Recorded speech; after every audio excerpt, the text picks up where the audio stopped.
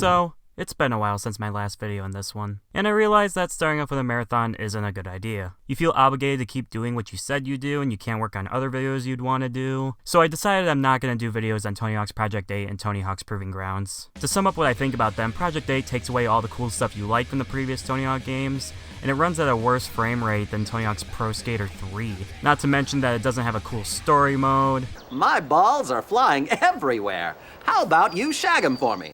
Comedy is still here, folks! It feels really lacking in content, and it really feels like a step backwards compared to the games that came up before it. And Proving Grounds is basically the same thing, but it's a little better, I guess. I do still want to do a video on Tony Hawk's Downhill Jam. I may or may not do it when I'm done with the Tony Hawk's American Wasteland video. It'll just depend on how I feel after I'm done with that. But enough about that shit!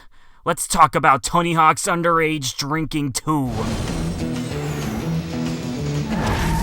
Thank you, world, for tuning in. Tony Hawk's Underwear 2 was released in 2004, which makes this game 13 years old. Which is ironic since 13 years old is the age group that would actually think that this game is funny, but I'll get to that later.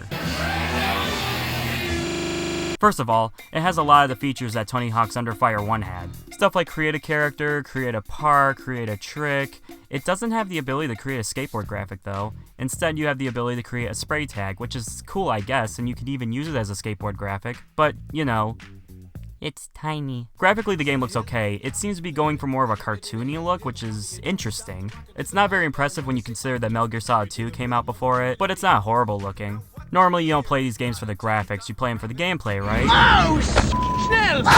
Well, the gameplay is actually where this game really shines, because it improves a lot on the Underground 1 gameplay style, and Underground 1 already played well. This game feels much smoother, the tricks come out really satisfyingly, you have a massive amount of tricks to do, and what did they add?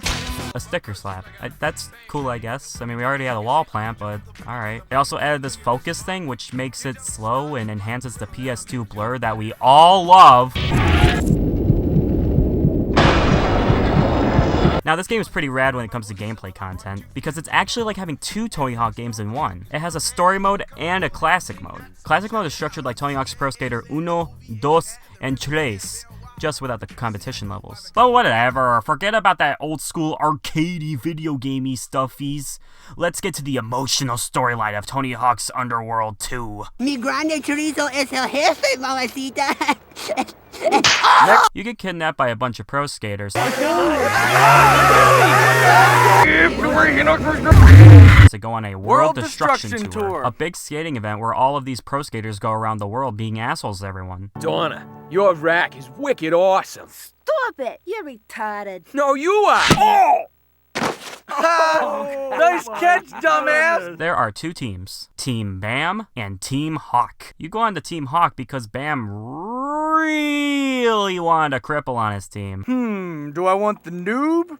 Or do I want Paulie, Wheels of Fury Ryan, the 10-year-old skating madman? Are you serious? You can't decide between me and a kid in a body cast? You want some of me? Ow! I like that. He's fired up.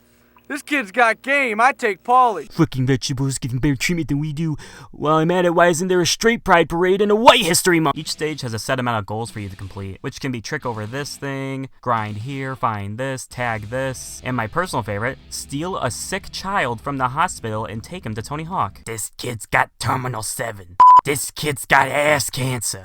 This kid's got a sore throat. Take him to see Tony Hawk. Tony Hawk is the god who can cure any disease. Now I feel much better. You complete these challenges as your created character, a pro skater sometimes from your choice or whoever has been picked for you, a guest character including a shrimp salesman, a bullfighter, a jester, and even Benjamin Franklin. I'll invent a move called the Franklin. Who thought the target demographic would want to skate as Benjamin Franklin of all people? I mean, I do, but, you know, and a secret character who's always on some weird thing, like Steve-O riding on a drivable mechanical bull. Shopping cart, schmopping cart, Bam. My bull's rad, yeah. Yeah, good take, Steve-O. Keith David driving a motorized tricycle. Bigfoot on a motorized skateboard. This guy. You found me! Meet me back outside, and I'll let you give the mini cart a try. And Jesse James on the frickin' edgy Paul Blart machine. Does anyone else remember that show, Jesse James is a Dead Man? Honestly, I never watched it, but I saw a commercial for it once and thought, wait, didn't that guy die in the 1800s? Also, while the controls handle really well, that's only for when you're on a skateboard. The secret characters control like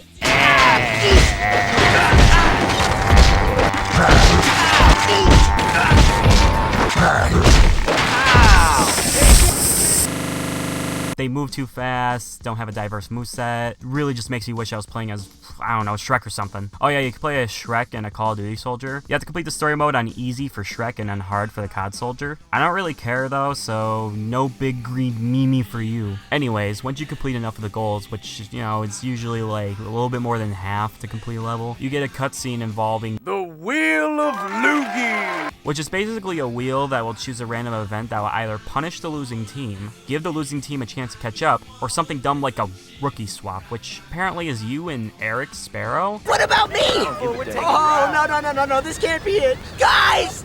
Guys! But wait, are we a pro? Given that the opening cutscenes at the New Jersey level from Thug 1, and Eric Sparrow's like, you know, a character in the game, aren't we the same character as we were from Thug 1? I mean, I didn't make mine look anything like mine from Thug 1, but who cares? After that, you move on to the next location. Isn't Bangkok on the way? To be honest, the map design in this game isn't as memorable as the rest of the games. I mean, the places look nice, but the layouts don't feel smooth, you know? It feels a little cluttered sometimes, and there's just like random shit everywhere. But hey, I mean, you know, it looks okay. And they got funny locations like Rip-Off Bank, because banks are rip-offs. Fuck capitalism, skate culture, fight the power, who needs government? Am I right? Anarchy! Anarchy!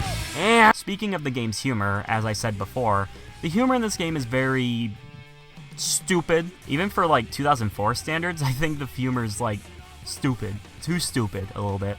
Like, take this entire character, Nigel Beaverhausen. Oh my god! His logo looks like a dick going in an ass. Oh my god, that's hilarious.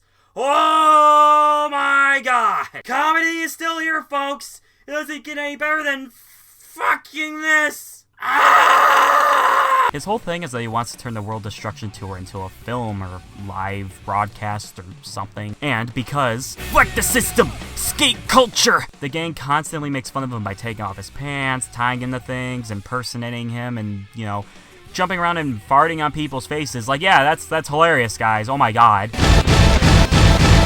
Beaverhausen himself is just a weirdo anyways.